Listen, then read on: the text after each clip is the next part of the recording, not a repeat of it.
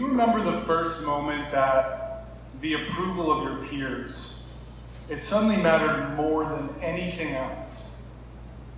For me, it was middle school, 6th grade, day one. Up to that point, I did not need people's approval.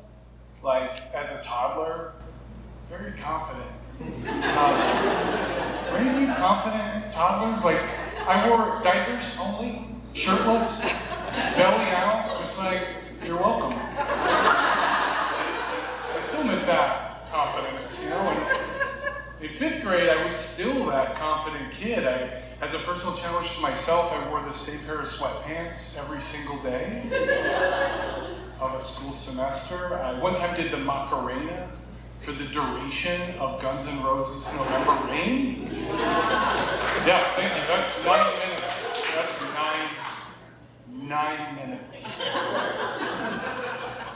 I was also an active member of my church's, let's call it, touring performance group, and nothing else needs to be said about that. And then I went to 6th grade, and in 6th grade, all of a sudden there was like new rules, man. Disappear, be invisible, you know? And when you go to middle school, it's like there really are only 2 options. You can be cool. I didn't know how to do that, so be invisible. So I committed myself to that second option. And I made it 2 class periods before I messed up dramatically.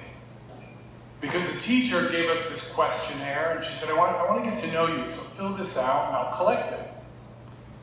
So I wanted to make sure she really knew me. I mean, I was authentic. She collects the questionnaires, and then I thought she was going to take them home and write little notes, right? You see where this is going. She shuffled them up, and then she redistributed them to the class, and she said, let's go around and read our 3 favorite answers from each. Your body language. If this traumatizes any or re-traumatizes any of you, I'm sorry. But it is doing it for me too. I don't remember the name of the kid who read my answers, but he did pick the 3 most cringeworthy things that I had. Question 1, what was your favorite movie? The other kids had said horror movies, action movies, and I remember thinking, we're 11. How are you seeing R-rated movies? My answer was Beauty and the Beast. The animated Disney classic that started it all, and I would maintain is a better movie than the other examples that were given. I was not able to make that argument effectively at the time, because there was this laugh, this uproarious laugh of like all of the kids at the same time. And I thought, oh, we're just getting started. Because the second question was, where would you like to travel? Now, the other kids had said these really exotic, interesting places like France, Japan, New Jersey. And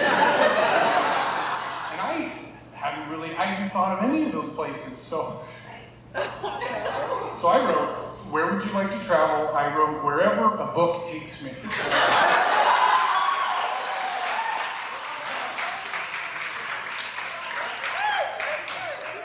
There was no applause that day. I really could have used you in that room. Because the laugh had taken on this sort of explosive quality at this point. I remember this one boy was sort of just shaking his head and staring at me. I felt like an inch tall, honestly. I mean, I was like, how do we get through this? Question number 3, what do you like to do on the weekend? Other kids had said go to the mall, which is where I'm assuming they were sneaking into R-rated movies. What would you like to do on the weekend? My answer was, I like to go to rehearsals with my clown troupe. Clowns for Christ. Yes, that's the right reaction. That's still hard to hear out loud. It's been a little while. That still cost me something to tell you.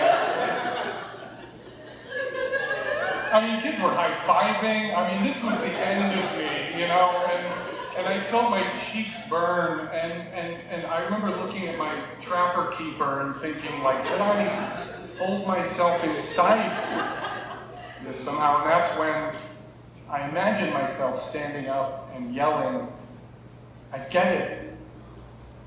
I'm gonna watch R-rated movies. I'm gonna quit clowns. I'm gonna do whatever it takes. You will never hear from me again. Tell me what you want me to be, and I will be that.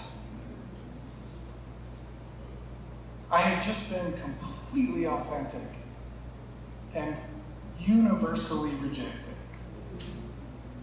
But I didn't get to say that, because right then from the back of the room, a voice very clearly said, guys, cut it out. Quit laughing at him. And the voice belonged to a girl named Michelle Seaver, and I didn't know her well, but she was a normie like me. She wasn't popular, she wasn't cool, but she had conviction in her voice. And it was enough to sort of interrupt the laugh for a second, but Michelle wasn't done. She turned to the teacher and she said, why are you letting this happen? What's the point of this if we're just going to make fun of each other?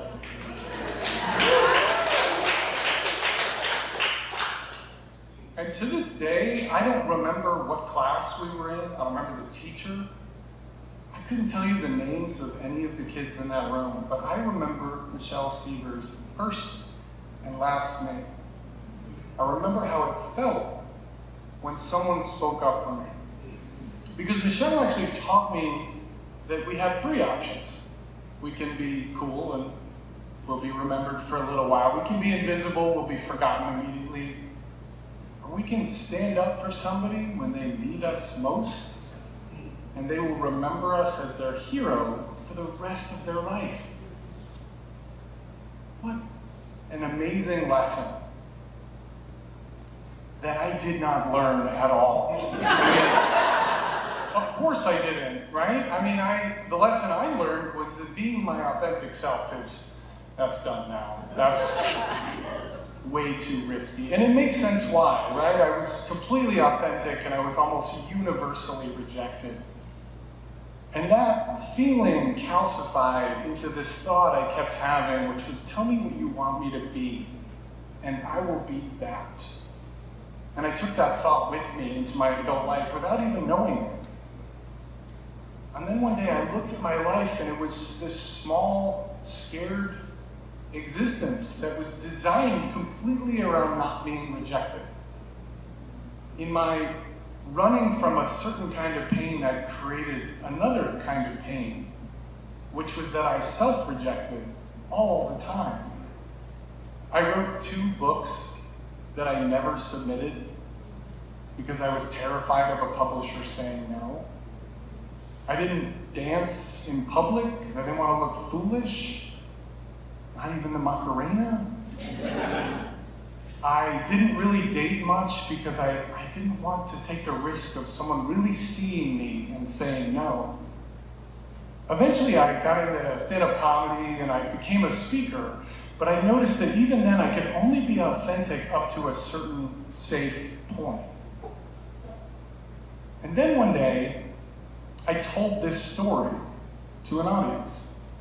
The Christian clown story, as I title it on my computer, right? And by the way, I'm okay. I'm honestly, being a Christian clown is the funnest way to tell you I was raised fundamentalist.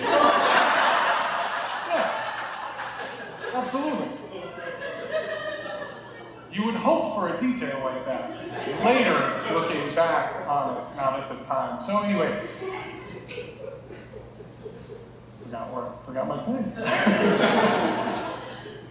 I told this story, and the audience's reaction when I told the Christian clown story changed my opinion immediately, and it brought 2 really great things into my life. The first was that people loved the story, and so I told it a lot. And one day, I told it on National Public Radio, and then they put it in Reader's Digest. And so now untold millions of people know that I was in Clowns for Christ. What a branding opportunity for a comm troupe that had quit 30 years earlier. But what I learned from that was that we were all 11. Like, people relate to our experience, even if they don't relate to the specifics, they relate to the emotions, and people related to that story. And the second thing I realized was that we learned from the part of the experience that we focus on. And I had focused on the lesson, which was be invisible, and totally missed the lesson, which was be myself. Because I wasn't rejected completely that day, right? I wasn't alone. I had an ally in that room. I had Michelle Seaver. And Michelle had a different lesson for me, and if I was willing and over time I allowed it to become my new way of trying to live, which is, the lesson is this: have the courage to be yourself, because the right people will come along. And when you see someone else being their authentic self, have the courage to stand next to them. Be those right people, right when they need you. Since then, I've gotten a lot better at being myself. I published a book. This year, I'm going to publish my second.